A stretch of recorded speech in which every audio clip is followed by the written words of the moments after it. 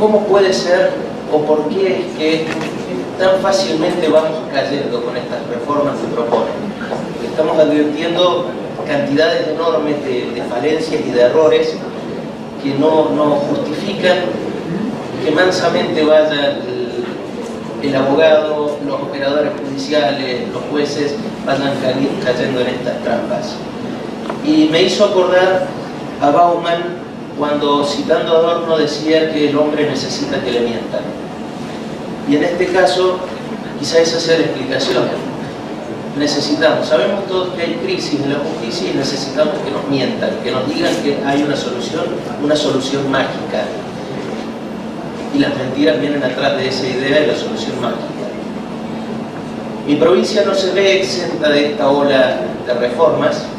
De hecho, en diciembre del año pasado, el gobernador de la provincia, Juan Schiaretti, presentó a la legislatura provincial un paquete de proyectos de reformas del derecho procesal, prácticamente en todas las ramas del derecho procesal.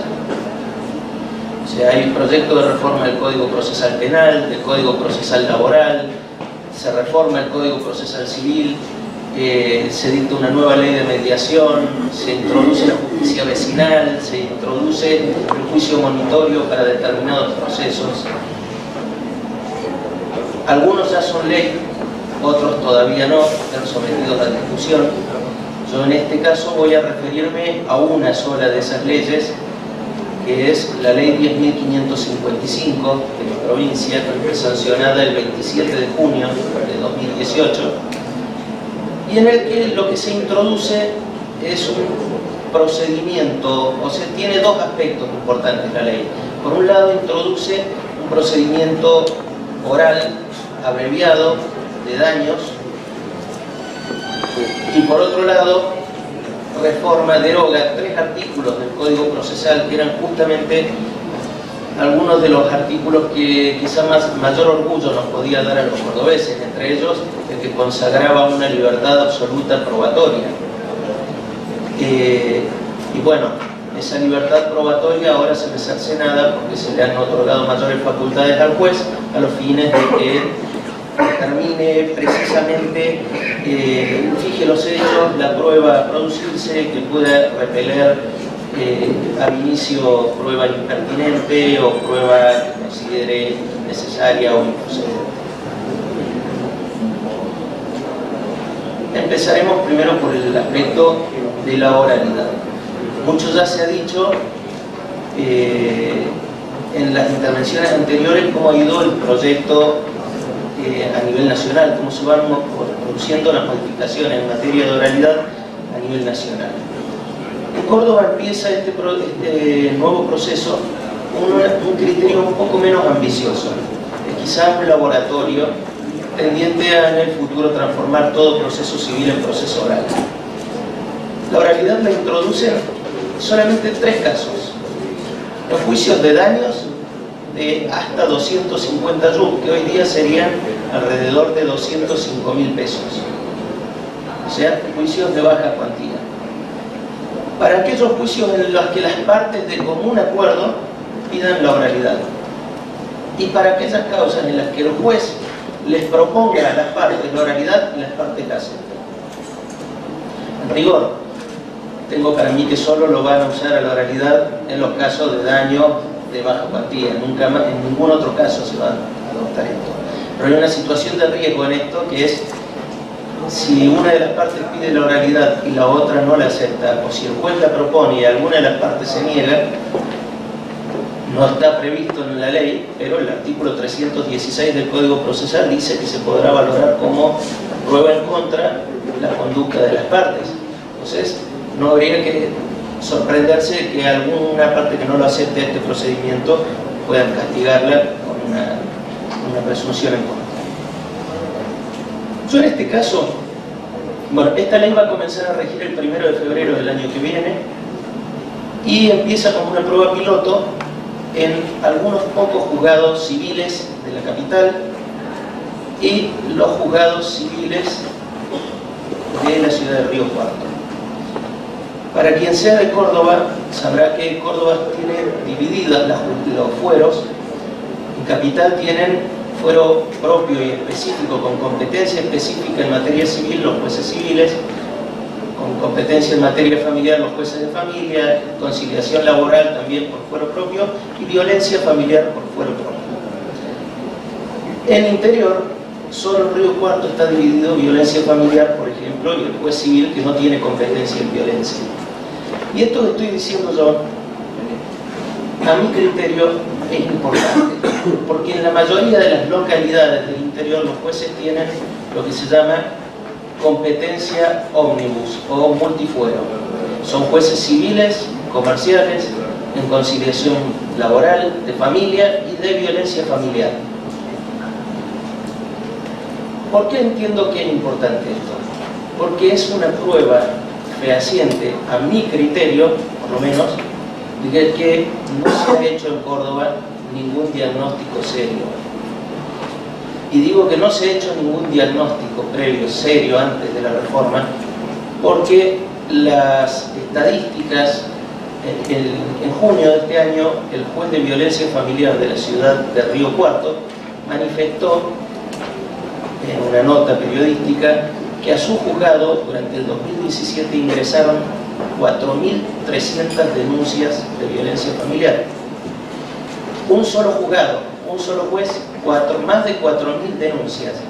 Salvo las que son rechazadas liminarmente por razones formales, todas tienen una audiencia dentro de los 10 días siguientes al despacho de una medida cautelar protectiva del derecho de la víctima. O sea que estamos hablando de aproximadamente 4.000 audiencias, ese solo juez. Este es un juez de violencia familiar.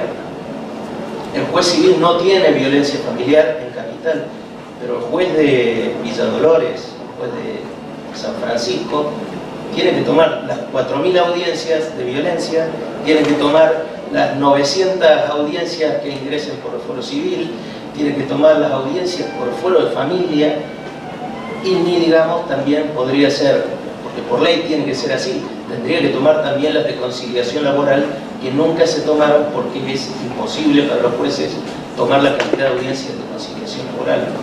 Entonces, estamos partiendo nomás desde una prueba piloto que claramente está dirigida a hacer parecer que puede funcionar el sistema, cuando en el interior lo único que puede llegar a hacer es un daño imposible de superar después, porque va a complicar seriamente esto. También entiendo que no hay un diagnóstico serio, porque con la reforma no se han introducido modificaciones algunas que intenten cambiar la ecuación juez-cantidad de habitantes, que es menester. Primera cuestión que se debe valorar. En Uruguay funciona la oralidad, pero en 2006 eran 6.900 habitantes por cada juez, y en Córdoba para esa época eran 28.000 habitantes por juez.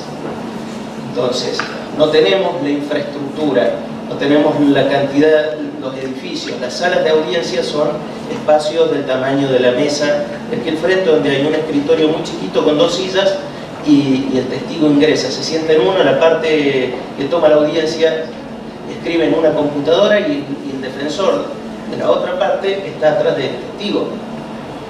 Esas son las salas de audiencia civiles. Entonces tendrían que modificar, no hay modificación y estamos a meses de que esto empiece. También me parece que no hay diagnóstico por una cuestión básica.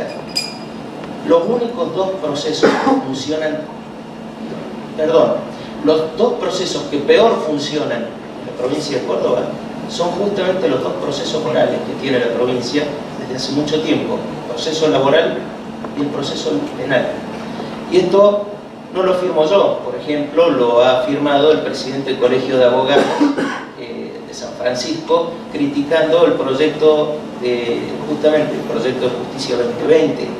Quieren introducirnos esto cuando lo que peor funciona aquí es eso, y es cierto. En casos personales, causas laborales se elevan, tenemos una justicia laboral de única instancia, se eleva a un juzgado de conciliación donde tramitó toda la prueba escrita y se eleva a la Cámara del Trabajo para resolver y tomar una audiencia de vista de causa y luego resolver en la audiencia de vista de causa todas las pruebas orales.